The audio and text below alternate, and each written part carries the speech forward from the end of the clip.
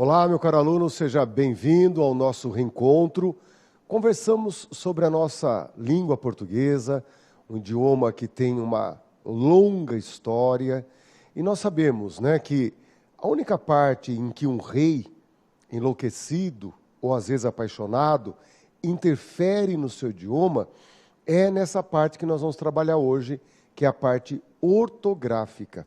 Então a gente tem sempre aquela ideia de que, se eu mandasse, se eu fosse poderoso, tirava a crase, acabava com vírgula. A pessoa quer fazer uma limpeza nos problemas gramaticais.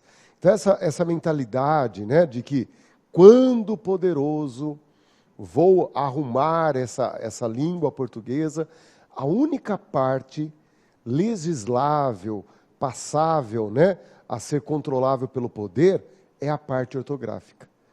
É nesse exato momento que a gente percebe que não de maneira fictícia, mas sim de maneira real, é a única parte gramatical em que o poder, geralmente o poder oficial, o poder do Estado, interfere de tempo em tempo, atualizando a ortografia do idioma.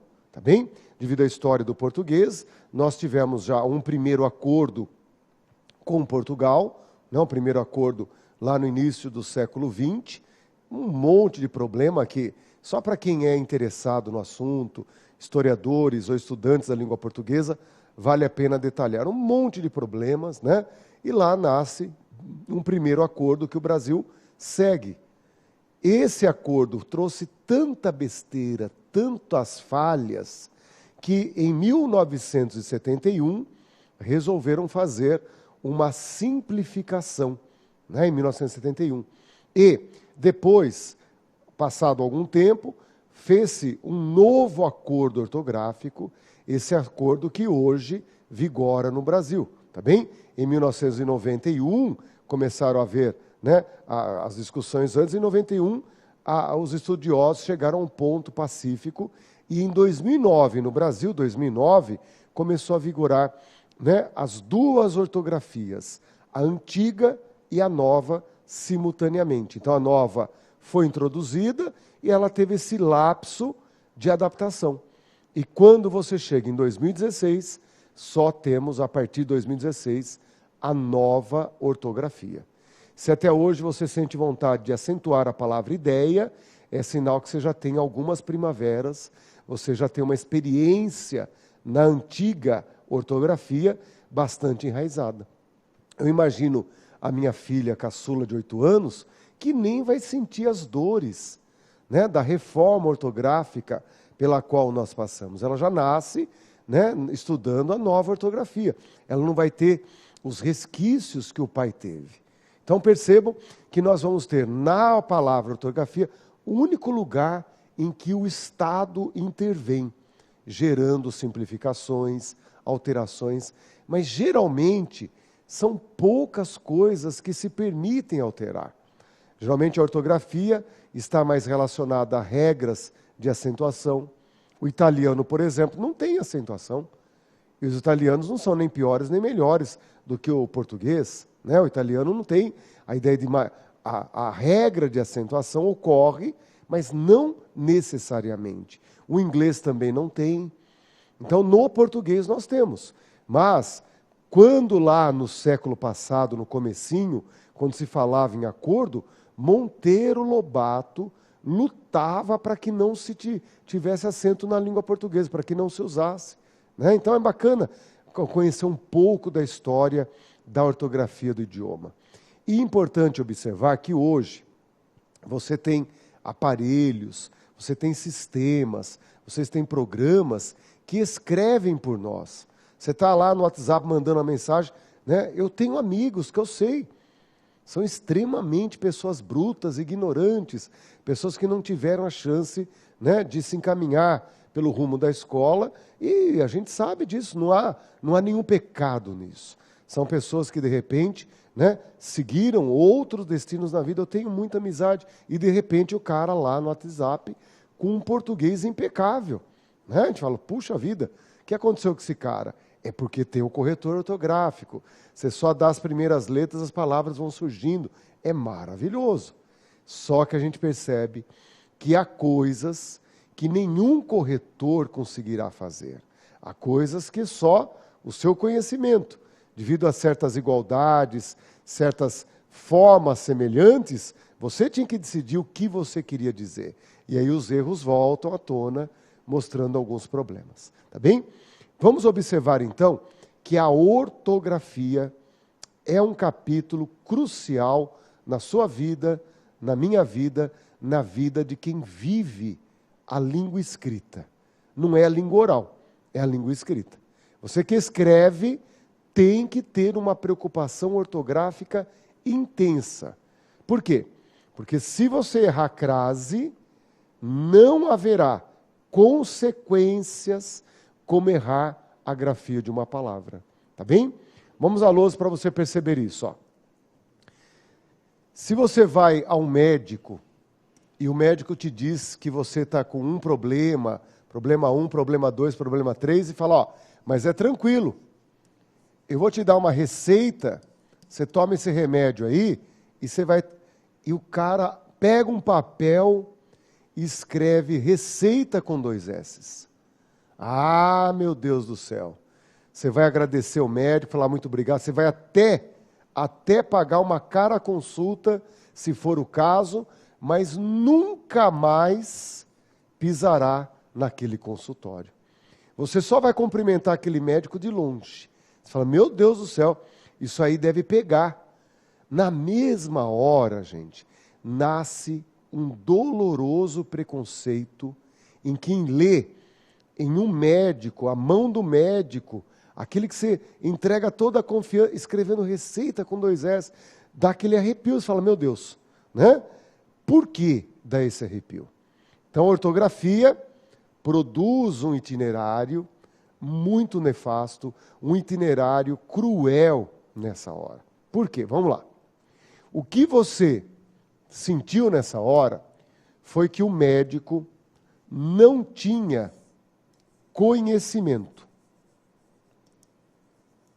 Conhecimento que vem graças aos livros, graças à leitura. Ah, como que a pessoa sabe? Porque ela leu bastante. E se ela teve muito contato com o livro, teve muito contato com a leitura, ela tem na sua memória a grafia correta das palavras, ainda mais a grafia das palavras mais costumeiras da nossa vida. Então, quem leu muito tem na memória as fotografias das palavras. Ah, o cara não tem a fotografia da palavra receita. Aí vem desabando. Aí é uma cadeia de destruição. Não acertou a grafia, é sinal de que não abriu o livro, não leu, não teve a frequência da consulta naquilo que é a fonte irradiadora da sabedoria. Não leu, portanto não sabe.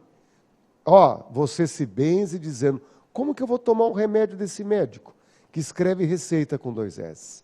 E assim, você deve propagar essa noção para qualquer área do conhecimento humano.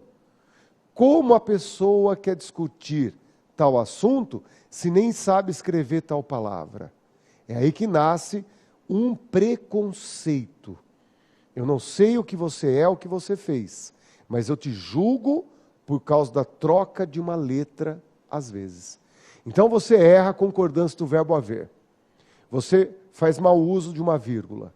Você erra o acento grave.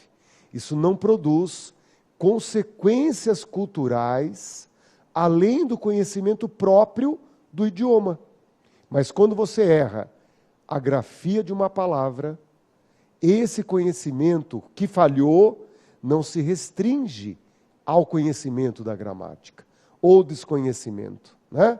Ele extrapola, ele atinge aquilo que nós chamamos de cultura geral, de aprendizagem técnica, de aprendizagem específica, tá bem? É aquele momento que você precisa entender que a ortografia está 100% ligada à leitura, e no nosso mundo, o saber ainda está, assim, vinculado ao ato da leitura. Errou a grafia, Não leu? Não sabe. Não toma o remédio desse médico. Não seria assim?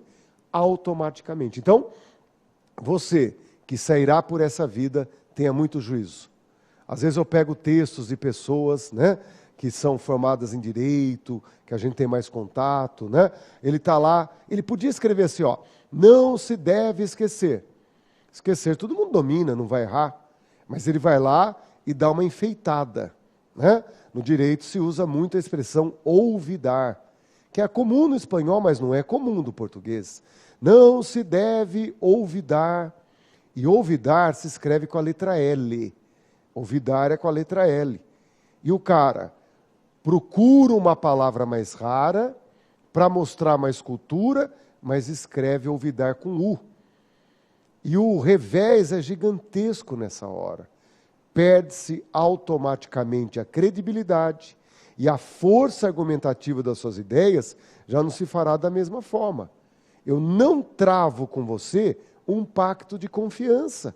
Ao contrário, nasce uma desconfiança.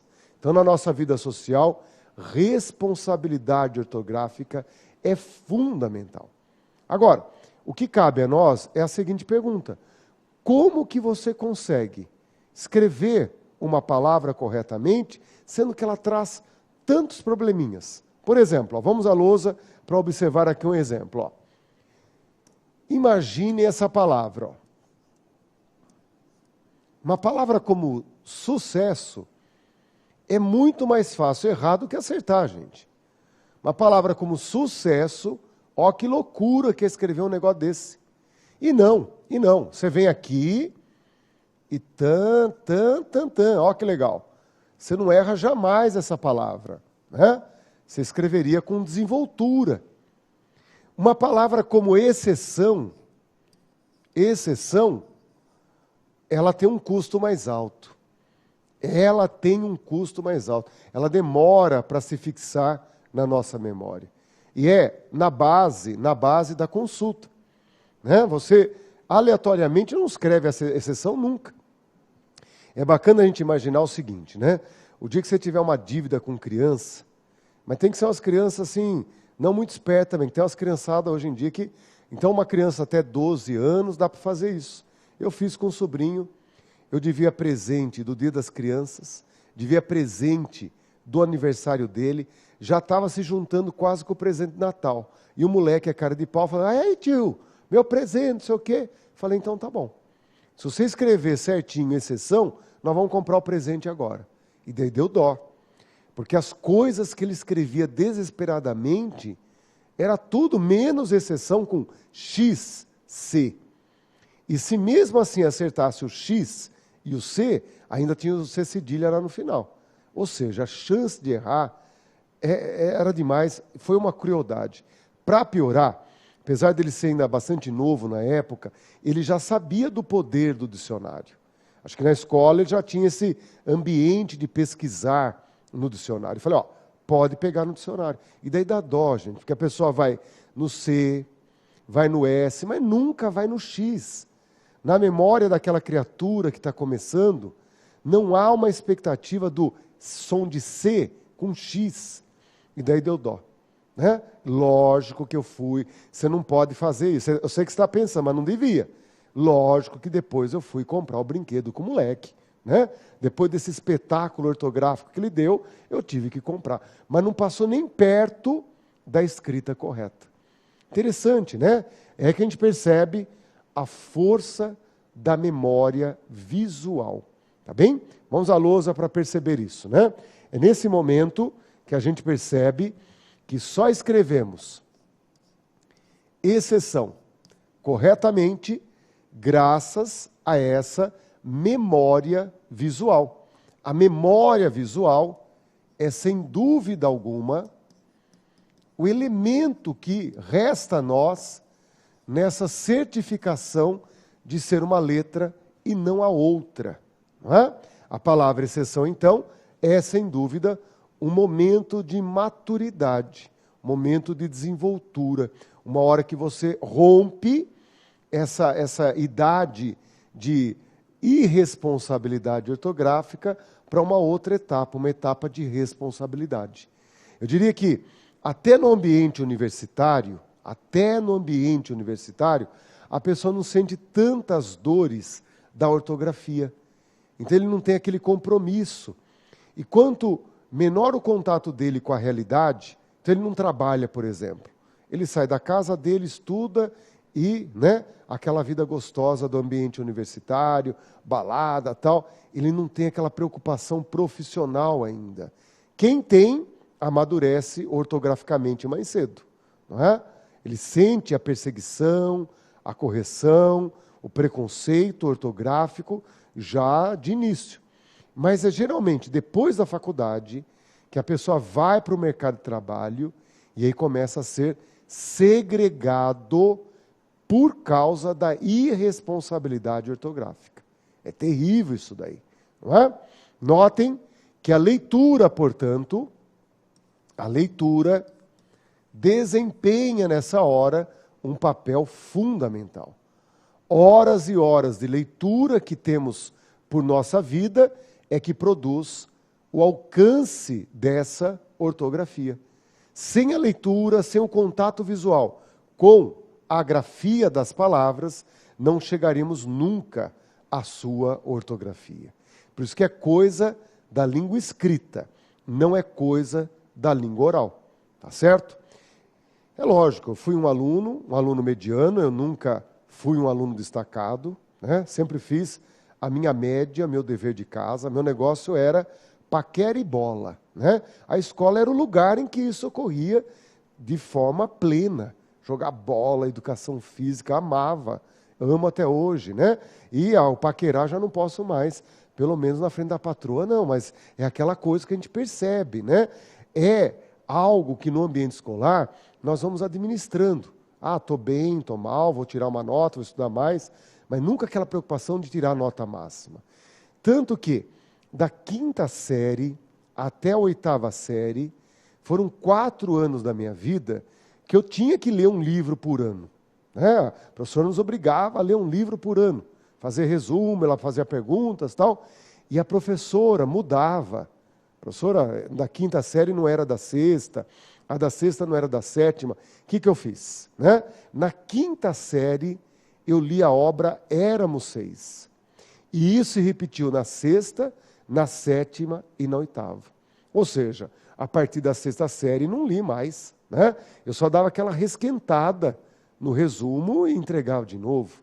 Então, é estranho isso, Eu dizer para vocês que o professor de português jovem, quando jovem, odiava livro. Eu achava a coisa mais sem graça do mundo. Aquele monte de páginas, aquele monte de palavrinha, sem uma figura, sem uma foto. Gostoso era aquela revista, As revistas que traziam fotos, pessoas com poucas roupas, aquilo lá era bacana. Isso aí os amigos traziam, nós líamos de cabo a rabo, era sensacional. Porém, mais ou menos com 16 anos de vida, tá bem? Eu estava no colégio, hoje ensino médio, e o professor, no 2º ano, 2ª série do ensino médio, falou: vocês terão que ler um livro. A vida estava tudo boa, tudo tranquilo. Passou uma lista de autores, os autores do regionalismo, Raquel de Queiroz, Érico Veríssimo, o Graciliano Ramos, e vamos nós na biblioteca procurar o livro que escolhemos para ler. E lá fui eu, Graciliano Ramos, tal, até que cheguei no Graciliano Ramos, peguei lá a coleção dele, estava bem bonita na minha frente, a coleção inteira que tinha, e falei, grosso, grande, não, escolhi o mais fininho que havia, gente. É uma obra do Graciliano Ramos, curtíssima, chamada Viagem. É uma viagem que ele fez pela antiga União Soviética, E aquele livro eu escolhi por ser o mais fino de todos. E ocorreu um castigo positivo. Eu achei tão encantadora a forma dele contar a história que aquilo me fisgou. Eu não consegui soltar mais. E a partir daquele dia nasceu o João Leitor. Comecei a ler outros livros do Graciliano Ramos, li a coleção, simplesmente a coleção inteira. Me apaixonei pela forma dele contar. E daí você lê Vidas Secas, São Bernardo, Angústia, coisa maravilhosa. Cenas como aquela em que ele divide a parede, né? A parede da casa é colada com a parede da casa da vizinha que ele é apaixonado em São Bernardo, e daí ele escuta a água do chuveiro pingando ali, e ele, né, toda aquela cena descrita na juventude e na paixão, que coisa linda. Falei, com palavras, né? Deus não tinha me dado a beleza, eu falei, vou ter que... E aí aquele prazer de escrever e tal foi maravilhoso. A ponto daquele livrinho fininho direcionar o que eu sou hoje na vida, né? Fui fazer letras, amo a língua portuguesa, tudo por causa da vagabundagem. Talvez se eu pegasse uma obra clássica, não ocorresse isso, tá bem? Mas eu peguei a mais fininha e essa fininha me castigou. Me apaixonei pela literatura. Acho isso lindo, né? Então, por isso que a gente tem que incentivar, sim, as crianças a ler, escolher boas obras, com bastante fotinho. Lógico que é foto que não seja proibida, né? Vai dar para a criança foto errada, não pode. Mas seria bacana a gente perceber exatamente isso. Como a leitura, ela tem uma magia, né? Nós temos adultos que incentivar sempre as crianças a ler. É um mundo próprio, que tem tudo a ver com a ortografia. Tá legal? É por isso, então, que nós percebemos que hoje, na fase adulta, nós temos alguns probleminhas ainda. Quando você vai escrever uma palavra como ascensão, apesar de você ter acertado sucesso, ter acertado exceção, a palavra ascensão vem na tua vida e causa essa sensação de imprecisão. Não no começo. No começo, geralmente, o brasileiro controla bem. É esse S, C. O problema é lá no final. Mas como o brasileiro erra, gente. O brasileiro, ao escrever a palavra ascensão, se equivoca muito. É aí que nós percebemos que, apesar da vasta leitura, da riqueza memorizada que você contém, há algumas palavras que nós não firmamos na memória. Tudo bem, você está na vida, hoje em dia os nossos aparelhos eletrônicos, né? Você está ali, ele escreve por você. Ótimo. Você tem sites de busca que você vai lá, tudo na mão, fácil, não é? Mas o problema é que nós nos preocupamos com o concurso público. E no concurso público, você levar essas coisas, você vai ser preso. Não pode. Não é? Então, no mundo do concurso público, é memória.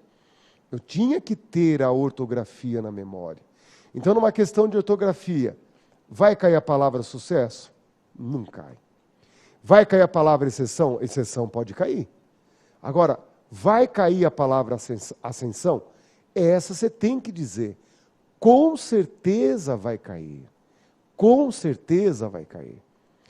A palavra ascensão, eu errei quando eu fazia faculdade. Eu estava na faculdade e sempre fui uma pessoa muito tímida, né? Um problema que eu tinha.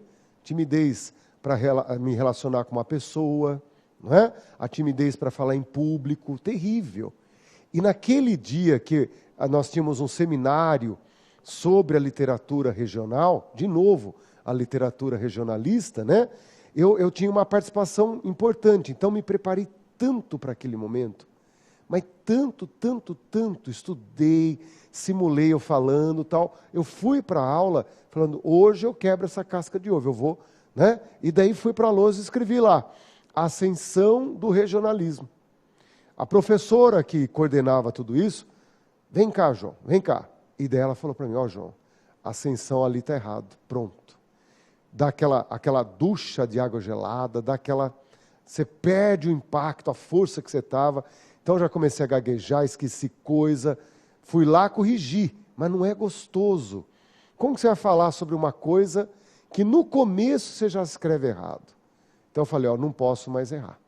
É aí que você vem para dentro de si e começa a dizer, já que eu não guardei pela memória visual, eu preciso dar um jeito de guardar de outra maneira. É aí que surgem aos nossos olhos meios de memorização. Vamos observar venham comigo. Uma forma de você memorizar a palavra ascensão pode se dar por meio de uma regra. Tá bem? Uma regra que nos remeta a uma relação entre palavras primitivas e palavras derivadas. Essa relação entre primitivo e derivado, você pode observar melhor, né, e estabelecer aí uma regra. Uma regra que diz assim, ó, quando você tem no português verbos terminados em NDER, esses verbos na língua portuguesa formarão substantivos. Quando formam substantivos terminados em são, mas são com a letra S. São com a letra S. Então isso é bacana para você perceber que você cria uma regra gerando essa relação entre o verbo primitivo terminado em NDR e o substantivo derivado que vai ser terminado em S. Então, nessa época daí, estudando português, aprendi que um verbo como apreender, terminado em NDR, forma apreensão com a letra S. Um verbo como compreender,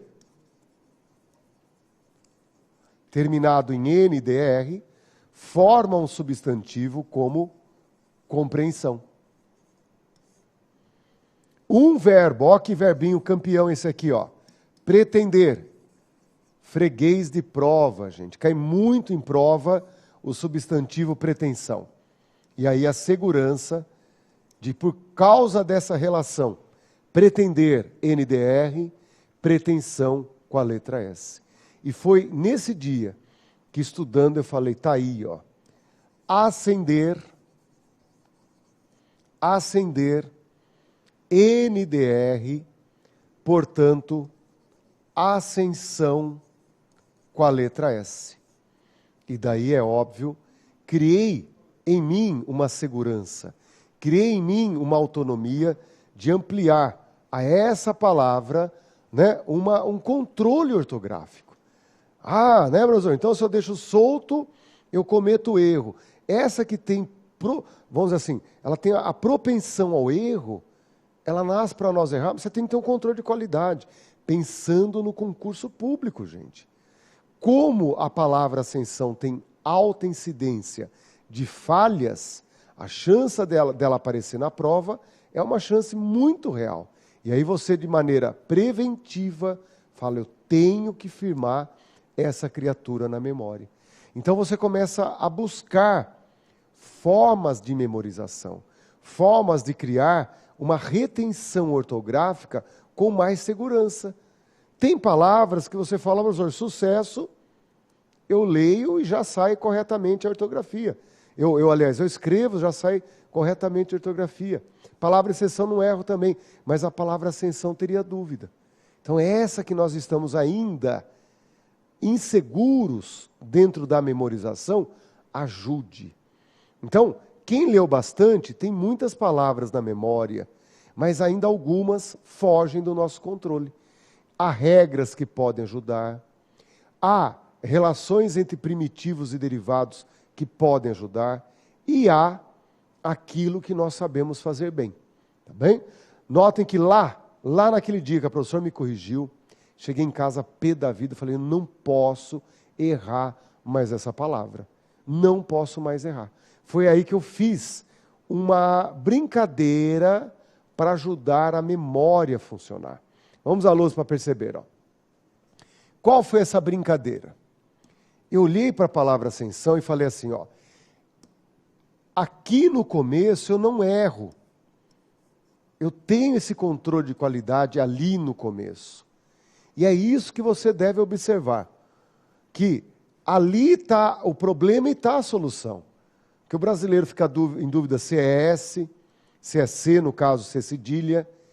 Naquele dia eu falei, a primeira que ali aparece,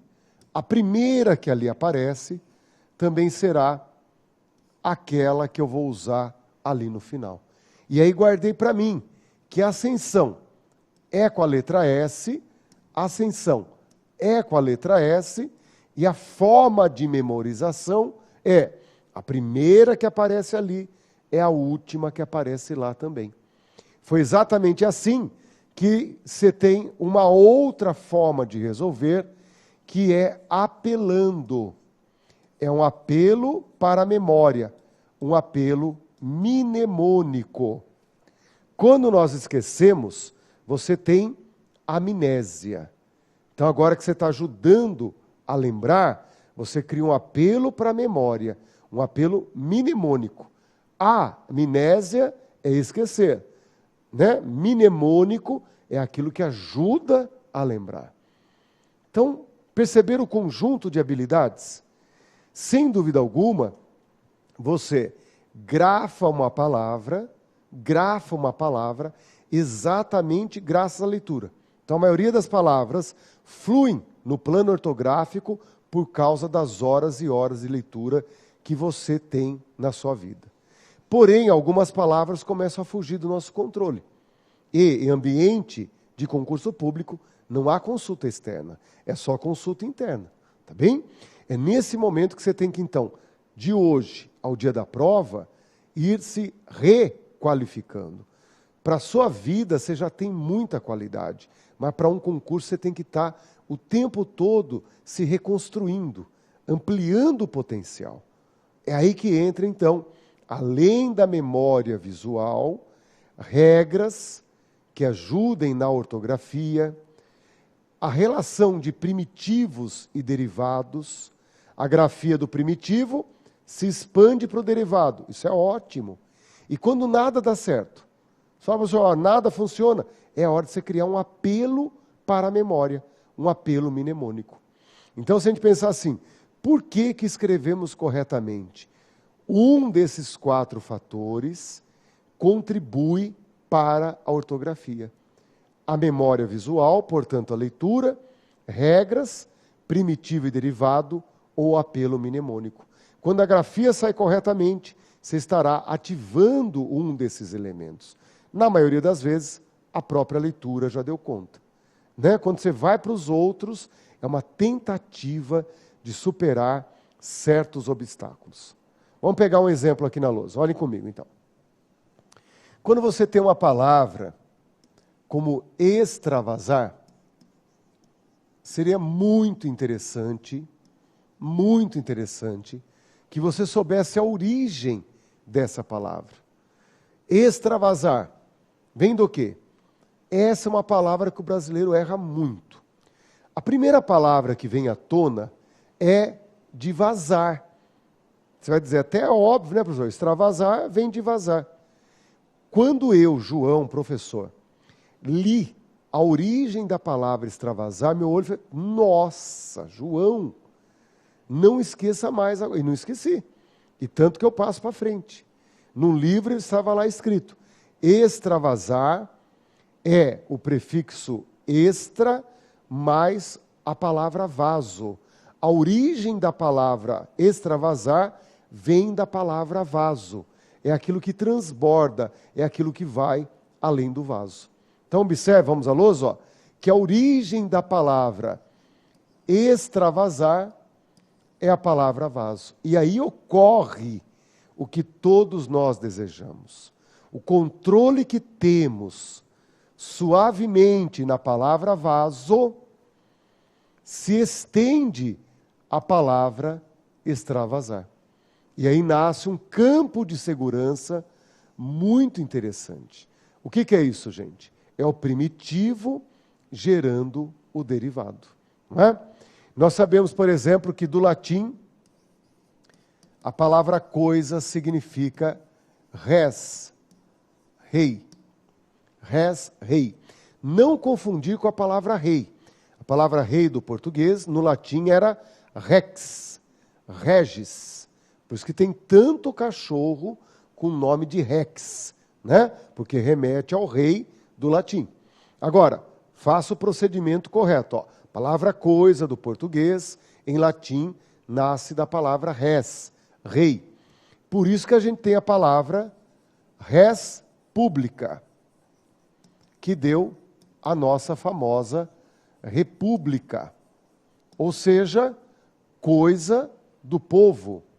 Res é coisa, pública, do povo, coisa do povo.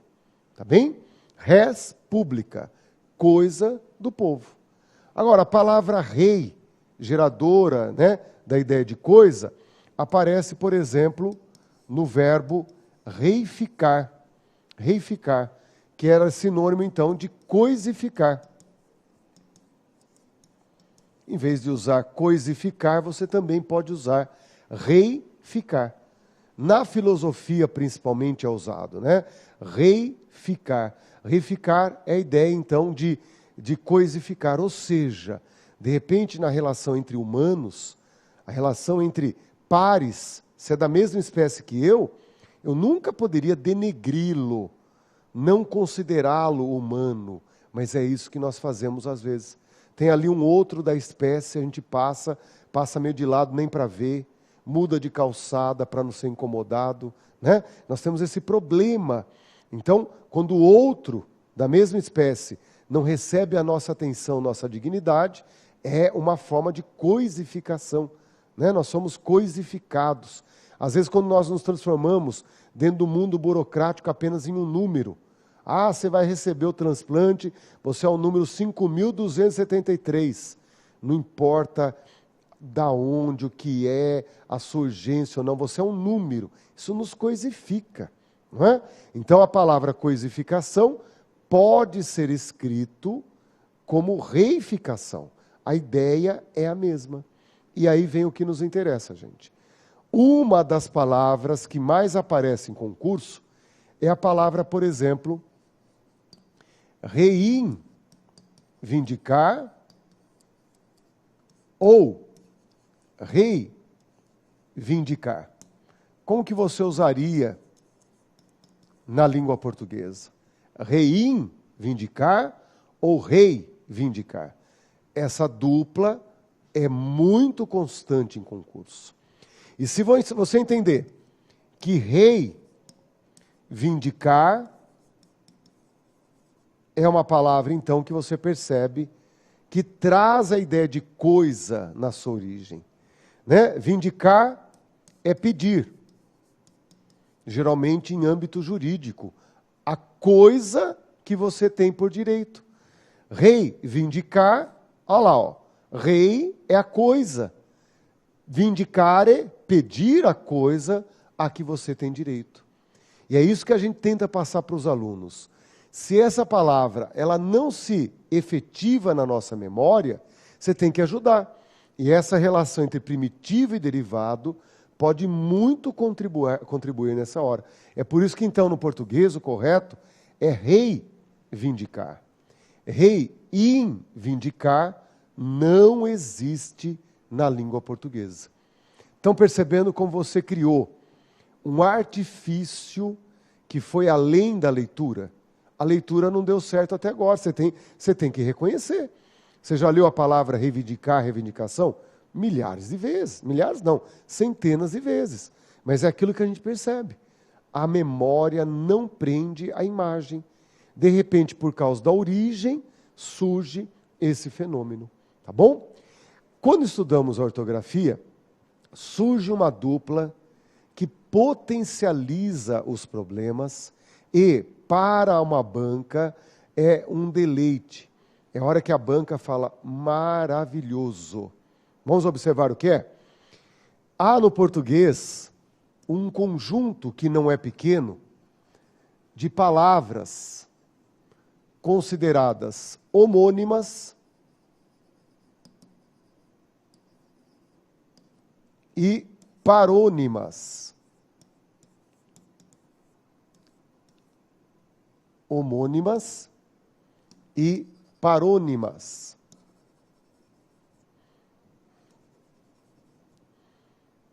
Então nós temos aí as homônimas e as parônimas, sendo que as parônimas, mais simples de entender, são aquelas que são só parecidas.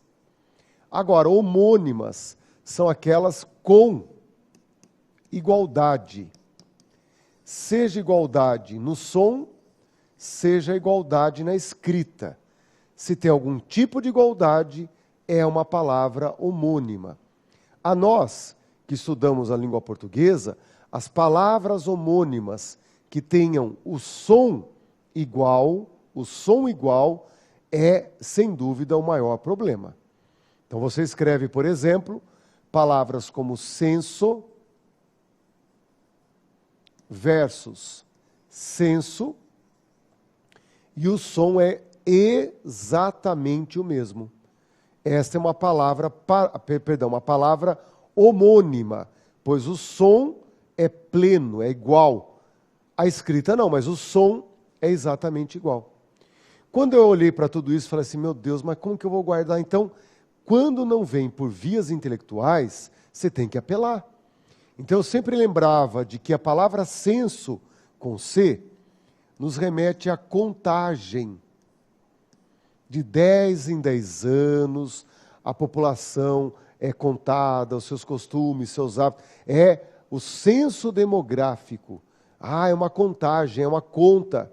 Então, censo com C, para eu não esquecer, eu remeti a palavra conta e criei um apelo mnemônico. Não é? Aí ficou fácil de lembrar que esse aqui é o que remete ao juízo, à nossa questão moral, né? A pessoa ter bom senso, ter uma atitude positiva, aí é o senso com S.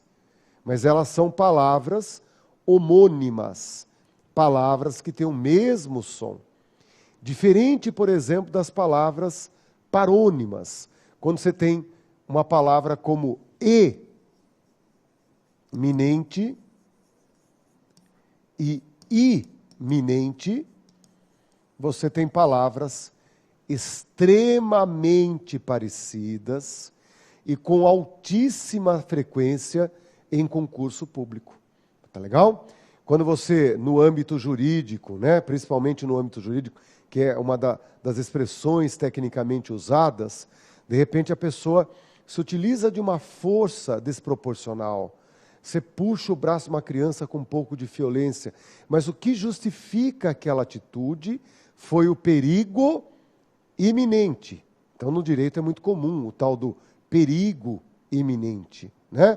É aquele momento em que a pessoa age de maneira brusca, de maneira surpreendente, até porque o perigo estava prestes a acontecer. E aí você usaria o perigo eminente ou o perigo iminente. Qual dos dois você aplicaria?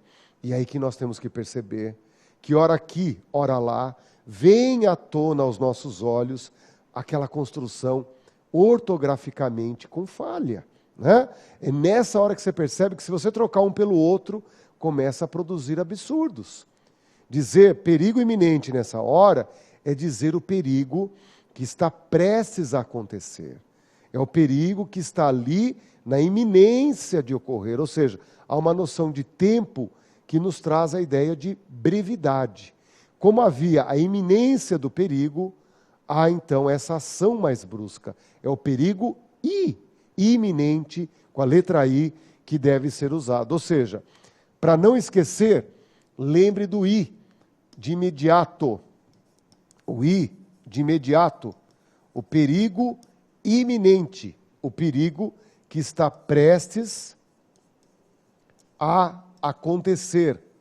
O perigo, então, conhecido como iminente. Ok? Agora, eminente nos traz a ideia de alto, nos traz uma ideia de elevado. A partir dessa ideia original, a partir desse valor primeiro, nascem derivações de sentido como principal. Se é alto, elevado, por extensão, é o principal. E foi um pulo para isso se transformar num elogio. Eminente é um elogio muito utilizado. Então significa, né, uma pessoa que é excelente. O eminente fulano de tal. Então é aquela ideia de altivez, de nobreza, de excelência. É um adjetivo que passa a ser um elogio para a pessoa, né? O eminente fulano de tal. Por isso que quando nós usamos eminentemente, é aqui que você deve usar. Eminentemente é a palavra, né, que nos traz a ideia de principalmente. Eminentemente, principalmente. É daí que nasce a ideia de eminente, eminentemente. Tá legal? Esse é o momento, então, que você não precisa falar assim, a banca... Não, a banca não se esforça agora. Porque o problema já é um problema em si mesmo. Tá bem? Então não é uma coisa, você fala assim, a banca é maldosa. Não, nessa hora, o problema em si mesmo já traz todas as maldades possíveis e imagináveis. Então nós temos várias palavras com igualdades e semelhanças. E você tem que ir combatendo tudo isso, criando apelos para a memória. Uma das palavras mais clássicas é o mal com L e o mal com U, que em boa parte do Brasil, ao pronunciar esse L ao final da palavra, sai com o som de U exatamente igual. É uma palavra homônima. Em boa parte do Brasil, mal é uma palavra homônima. No Sul nós percebemos que a pessoa pronuncia mar, né? Em algumas partes do Sul ainda mais tradicional, né? Aquele da bombacha, tal, que dança aquela coisa ali, o vaneirão, tal. Então ele vai dizer, né, mal. Eu que sou mais do interior de São Paulo, terra mais caipira, lá nós trocamos o L pelo R. Então você vai lá ver o trabalho que alguém fez e fala, mas que porcaria, hein? Que trabalho mar feito. E daí você já sabe que é com L. Mar feito é com L. Você briga com uma pessoa, o que você faz? Ó, eu tô de mar, lá no interior a gente fala, tô de mar com você. Você já sabe que é o mar com L, porque lá se troca o L pelo R. Mas em boa parte do Brasil, o mal com L e com U tem exatamente o mesmo som. E aí nós aprendemos desde muito cedo a trocar o mal com L por bem e o mal com U por bom. Vamos marcar na luz isso aí, ó. É nessa hora que essas palavras homônimas precisam ser organizadas no nosso estudo. É nessa hora, então, que surge o mal com L, que trocamos por bem. Quando couber o bem, é o mal com L. Quando couber o bom com U, aliás, o mal com U, é porque cabe o bom. Os antônimos ajudam na certificação se é mal com L, mal com U.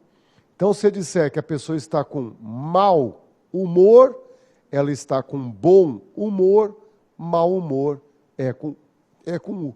A troca pelo antônimo nos dá essa confiança. Tá bem? No nosso próximo encontro, seguimos trabalhando com a língua portuguesa. Então, nós começamos agora a chegar nesses capítulos, né, em que há uma parte cultural que muitas vezes, né, não é só a regra pela regra, é também esse vasto mundo que envolve a cultura, a língua escrita, o nosso contato, né, com esse mundo que não é próprio do mundo da oralidade. Exige esforços diferentes, aprendizagens diferentes. Tá bem? Até lá, então.